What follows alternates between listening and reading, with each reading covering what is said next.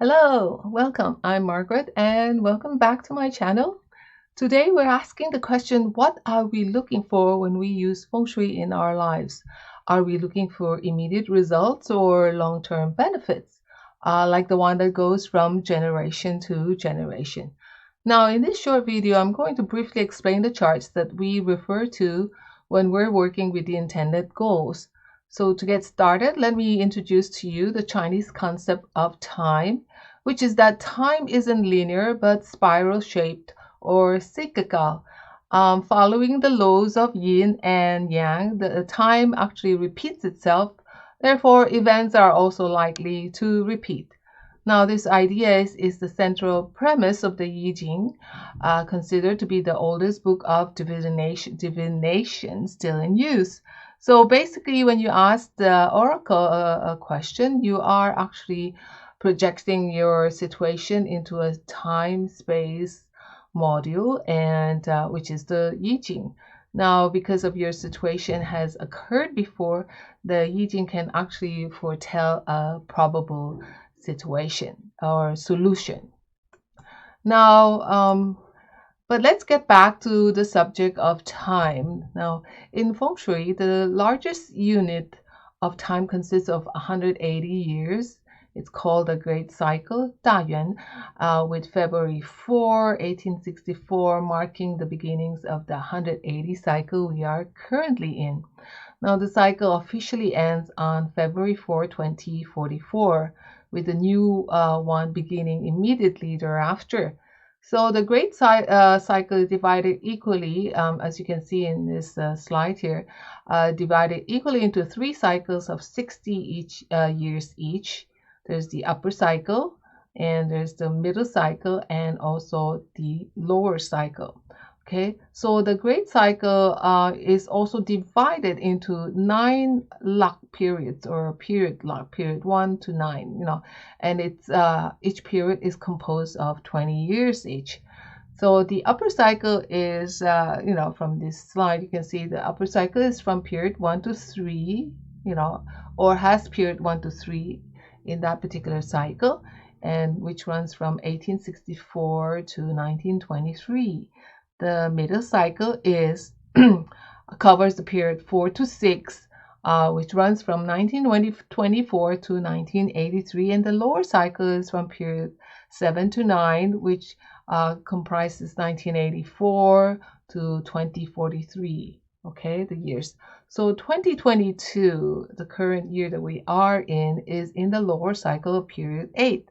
Now, this information is rather important when we're trying to determine the year the construction of your house was built into or was born into. Okay, so we are currently in period 8, which is from 2004 to 2023. So, and it will be transiting to period 9, which begins in 2024 and runs to the year of 2043. But for some of us Feng Shui practitioners, the energy of period 9 has already been slowly coming into effect and creeping into, into all our activities since 2017. And maybe the effect would have been more, more obvious in 2020. And will, of course, eventually come in full force after, after February 4 of 2024. Okay, so as you can see here, the slide gives you the 20-year period, which is called the Great Cycle. Now, why is this important? It's because we're trying to find the permanent energies or the natal chart of the particular house or particular property that you are actually living in. Okay, and from there you can also then from there, as a reference point, you can also then determine the flying star chart that you would that actually matches your particular home. So what you see here in this particular slide is the flying star Feng Shui chart of two houses. They're both Kan houses, One actually is built in period 7, the one on the right, and the other is in period 8. Okay, so these are the natal chart, or the natal energies of the houses of this particular two houses, built in different time. Okay, yet having the same facing, or yet not really having the same facing north, but they're both facing north. Okay, so now that is where the analysis comes in, and that's why it's important that we get the compass directions of the property right. You have to be careful in how you read your compass directions, and where the house is facing, where it's sitting. Okay, so Feng Shui is all about interpreting the numbers that you see here. So you have the flying star numbers of 1 to 9, and that you see, you can see all the numbers distributed in all these different sectors, and by way of how these numbers affect each other, then you can see that that's how we interpret the energies for that particular sector. Okay, so a little brief explanation of the numbers. So each number from 1 to 9 will actually correspond also to a particular sector of your home, and it can also correspond to a particular element. So we do have the 5 elements: the water, wood, fire, and then earth, and then metal. Okay, so we have these 5 particular elements. So when we're looking at this chart, what we're trying to determine is, are we looking or aiming for long-term goals and benefits? Okay, now if we are looking for long-term goals and benefits, we'd look at this particular chart, the charts with the permanent energies of each property. Okay, so let's get on to, what if we were looking, okay, at short-term or short-term benefits or immediate benefits? So what charts are we supposed to be looking at, that will actually gives you clue you into the type of energies that is in your property this year, or in the different sectors of your property this year? So we look at the annual Feng Shui energies, and we saw here on this slide you will see the annual or yearly flying star Feng Shui chart of 2021. Okay, this is not a house chart. This is the flying star Feng Shui chart for the year. Let's say on the right, you can see here, it's a chart for the year 2021. Okay, and then on the left, you will see this is the flying star chart for 2022. Okay, now the numbers or the stars, they fly to different sectors of your home each year. As you can see here, in 2021, the number 6 is in the center of your home, but in 2022, the number 5 is in the sector of your home. Okay, so I won't go into what all these numbers mean or whatever, because this particular video is just a video just to let you know that when we're looking for goals or results or remedies or what to do depending on the goals that we want, we're going to be referencing different charts. Okay, we're going to be looking at different. So as you can see, the numbers here again in each of the 9 boxes are different, because the stars or numbers fly to different sectors of your home each year. Now if you're looking, let's say, to achieve short-term goals or benefit, we look at these charts to guide us. The numbers are in different direction sectors of your property each year, and they signify, or as I was saying to you earlier, it actually corresponds to an element which will affect the energy of that particular space. And they, so it all comes down to interpreting and analyzing the numbers and their effect on each other. Okay, so here's another slide. Aside from the monthly or the yearly flying star chart that we saw earlier, like this one is the annual Feng Shui annual Flying Star Feng Shui chart, we also have a monthly Flying Star charts. And here on this slide, this is also for short term, even shorter than the annual is the monthly. You can see here the Flying Star charts for September and October 2022. Now, if you have been following my YouTube channel videos, you know that I have a monthly Feng Shui forecast or outlook that I post on my channel every month. So as you can see, the numbers here on this particular chart, they fly to different sectors of the property, thereby bringing with them their corresponding energies, whether it's good or bad. That's what they're going to do. They're going to fly into different sectors of your home and affect that particular sector. So if you're looking for short-term goals or benefits, such as trying to, let's say, you've been stacking up on credit card bills and and you want to cut down on that credit card bills, maybe temporarily seek the help of the energies out there, and help you to actually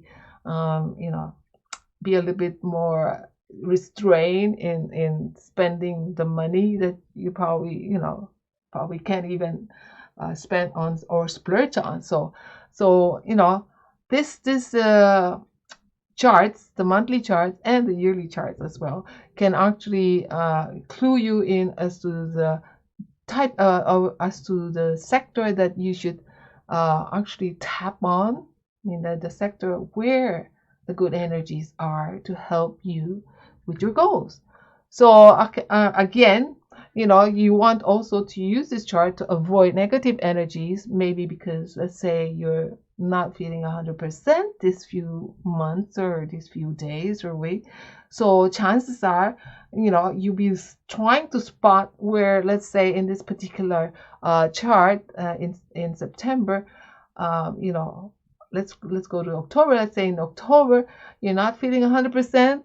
So you don't want to be actually having a bedroom in this particular sector, which is the Southwest sector, in October of 2022, particularly because the monthly energy, which is the number 9, this is the yearly energy, this is the monthly energy, because the yearly energy signifies 2. 2 is an illness star. So you, just by looking at this chart, you actually know that Southwest energy is not really that conducive for you, especially if you're going through a bad time with your health, and especially, let's say, you're scheduled to have a surgery or something like that. Okay, so you don't want to use that particular sector.